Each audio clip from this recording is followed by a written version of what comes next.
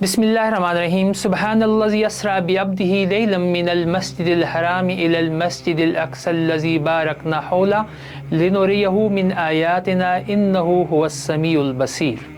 जब नबी मुकर्रम सल्लल्लाहु अलैहि वसल्लम मनसब नबुव्वत पर सरफराज हुए तो उस वक्त से अलैहिस्सलाम ने वक्त का हिसाब किताब रखा हुआ था। नबुव्वत के बाद जो साल आए उन्हें नबी साल कहा जाता है। हजूर सल्लल्लाहु अलैहि वसल्लम की उम्र 52 साल हो चुकी थी और नबी बनने के बाद 12 साल गुजर चुके थे। इस साल के 7वें महीने रजब की 27 तारीख थी। रसूलुल्लाह सल्लल्लाहु अलैहि वसल्लम हरम काबा में सो रहे थे। जिब्राईल अलैहिस्सलाम ने आकर आपको जगाया। कुछ ख्वाब और कुछ बेख्वाबी की हालत में हजूर सल्लल्लाहु अलैहि वसल्लम को जमजम के पास ले गए, सीना चाक किया, जमजम के पानी से उसको धोया और फिर उसे हिल्म, बुर्दबारी, दानाई, ईमान और यकीन से भर दिया। इसके बाद सवारी के लिए एक जानवर पेश किया जो खच्चर से कुछ छोटा सफ़ेद रंग का था। बिजली की रफ्तार से वो चलता था। जब हजूर सल्लल्लाहु अलैहि वसल्लम इस पर सवार हुए तो वो चमका। जिब्राईल अलैहिस्सलाम ने उसे थपकी दी और कहा, क्या करता है? आज तक इनसे बड़ी किसी शख्सियत ने तेरी सवारी नहीं की। इस सवारी को आम तौर से बुराक कहा गया। इस पर सवार होकर हज़रत जिब्राईल अलैहिस्सलाम के साथ जब रवाना हुए तो सबसे पहले मदीना पहुँचे और वहाँ पहुँचकर नमाज अदा की।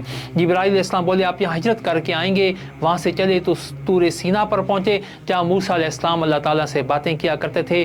फिर वहाँ से रवाना हुए तो बैतुल लहम पहुँचे जहाँ ईसा अलैहिस्सलाम पैदा हुए थे। फिर चौथी मंजिल बैतुल मुक़द्दस आई जहाँ पर बुराक का सफ़र ख़त्म हो गया। जहाँ आप सल्लम हैकल इस्लामानी में दाखिल हुए तो उन सब पैगम्बरों को मौजूद पाया जो शुरू से आखिर तक दुनिया में पैदा हुए थे। आप सल्लम ने वहाँ इमामत की और तमाम नबियों ने आप सल्लल्लाहु अलैहि वसल्लम की इमामत में नमाज पढ़ी। इस बुनियाद पर आप सल्लल्लाहु अलैहि वसल्लम को इमामुल अंबिया कहा जाता है। इसके बाद एक सीढ़ी लाई गई जिस पर चढ़कर आप सल्लल्लाहु आसमान पर पहुँचे। सीढ़ी को अरबी ज़बान में मेराज कहते हैं। इस वजह से ये वाक़या मेराज के नाम से मशहूर हुआ। इस वाक़या का जिक्र सूरह बनी इसराइल की शुरू में है। सूरह बनी इसराइल का एक नाम सूरह इसरा भी है। मेराज का वाक़या एक मौजज़ा है, लेकिन कुरान ने इस वाक़या को कहानी कहने के लिए नहीं सुनाया, बल्कि सूरह इसरा में जो हदायत दी गई हैं उन पर तवज्जो देने और उनको समझकर उन पर अमल पैरा होकर इसमें हमारी भलाई और बेहतरी है और यही हमारे लिए अहकामात हैं। इस सूरह की हदायत की तफसील ये है कि सिर्फ अल्लाह की बंदगी की जाए और उसकी बादशाहत में किसी को शरीक ना किया जाए। ये शिरक है और शिरक किसी कीमत पर माफ़ नहीं होगा। ख़ानदानी रिश्तेदारी का पूरा लिहाज रखा जाए। औलाद वालिदैन की फरमाबरदार रहे और रिश्तेदार एक दूसरे के हमदर्द व मददगार बने रहें। हदीस रसूल है कि रिश्तों को काटने वाला जन्नत में नहीं जाएगा।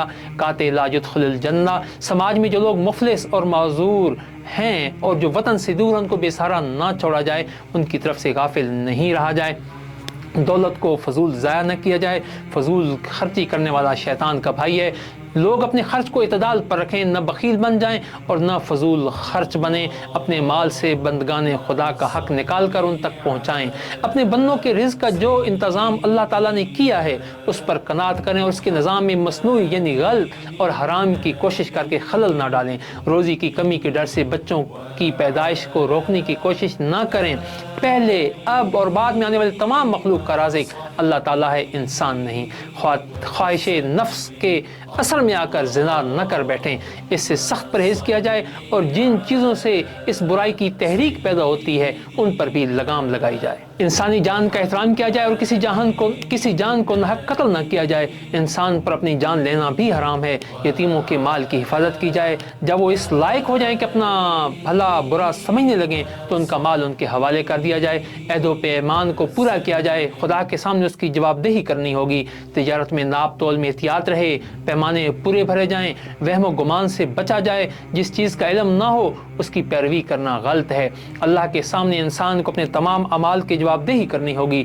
तकब्बुर और गुरूर की चाल न चलो। तुम न ज़मीन को फाड़ सकते हो और न तुम पहाड़ को रौंद सकते हो। मेराज के सफ़र की तफसील कुरान पाक में मौजूद है और इसके साथ साथ इसकी ज़्यादा जो तफसील है वो अहादीस में मिलती है।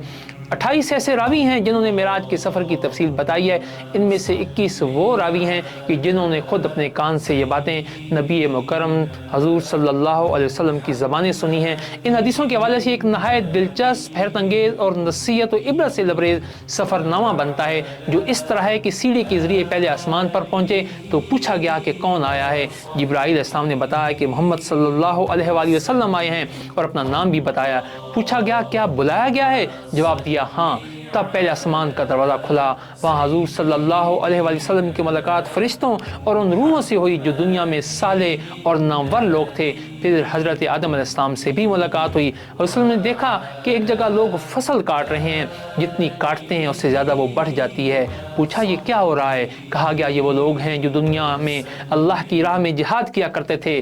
देखा कि कुछ लोगों के सर कुचले जा रहे हैं। पूछा ये क्या हो रहा है? कहा गया ये ऐसे सर वाले हैं जिनके सर दुनिया में नमाज के लिए सजदे में नहीं जाते थे। कुछ लोग दिखाई दिए जिनके कपड़ों में आगे पीछे पेवन थे और वो मेशी की तरह घास चर रहे थे। पूछा ये क्या है? जवाब मिला ये वो लोग हैं जो अपने माल की ज़कात नहीं निकाला करते थे। देखा कि एक आदमी ने लकड़ी का गट्ठर जमा करके उठाना चाहा मगर उठा न सका।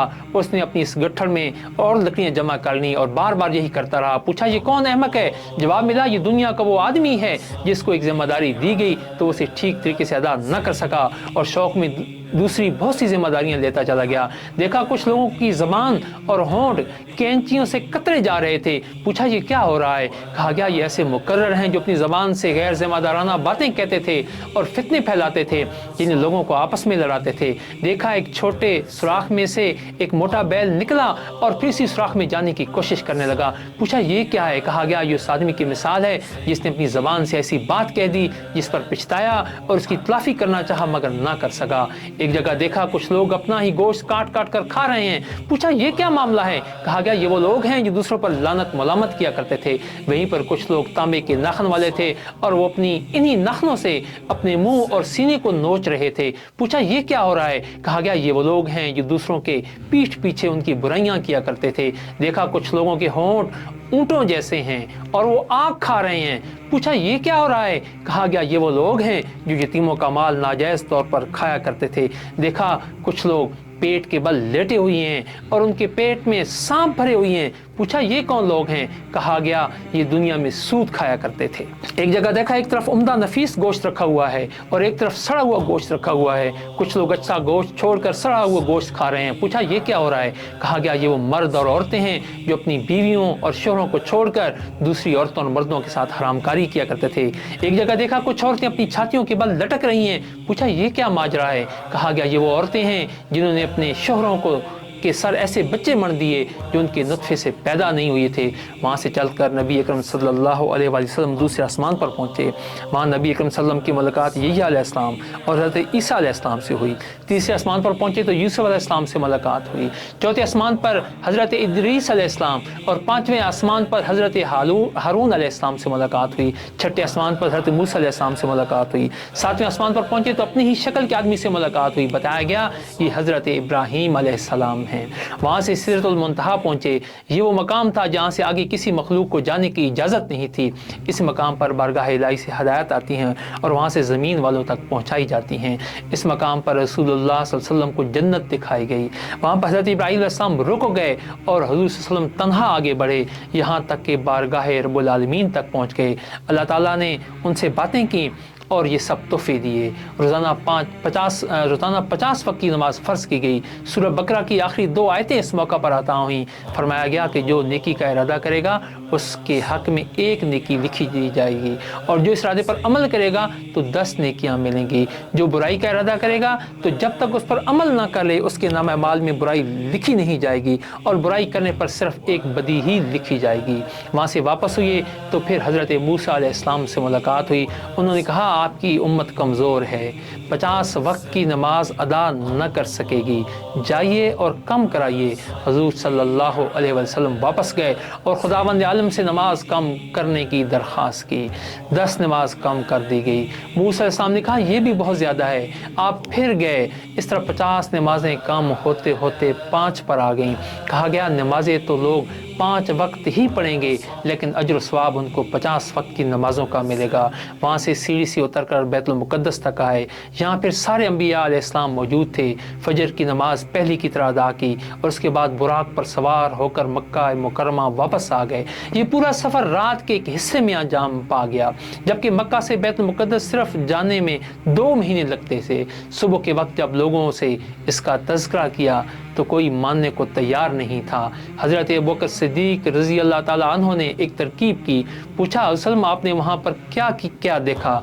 नबी के वसल्लम फरमाते हैं कि अल्लाह ताला ने पूरा बैतुल मुक़द्दस मेरे सामने पेश कर दिया, मैं उसे देखता था और हर चीज़ के मुतल्लिक बता देता था। ये सुनकर वो लोग जो बैतुल मुक़द्दस जा चुके थे सोचने लगे कि अगर ये वहाँ गए नहीं तो उसके मुतल्लिक बता कैसे रहे हैं। आज की तरह का ज़माना तो था नहीं कि पलक झपकने एक जगह की खबर और तस्वीर दूसरी जगह पहुंच जाया करती थी।